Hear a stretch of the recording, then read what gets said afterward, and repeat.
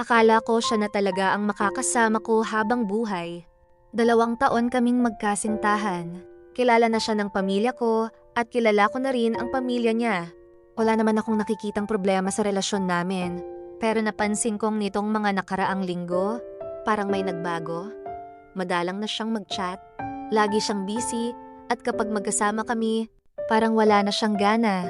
Hindi ko alam noon na iyon na pala ang simula ng pinakamalaking kasinungalingan sa buhay ko.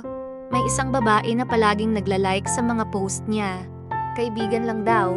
Wala raw akong dapat ikabahala, kaya naniwala ako. Hanggang isang araw, habang magkasama kami, may tumawag sa kanya. Nang makita niya kung sino, bigla niyang pinatay ang tawag. Tinanong ko kung sino, bigla niyang pinatay ang tawag. Sagot niya, wala, trabaho lang. Pero may kakaiba sa mukha niya. Doon nagsimulang sumagi sa isip ko na baka may tinatago siya.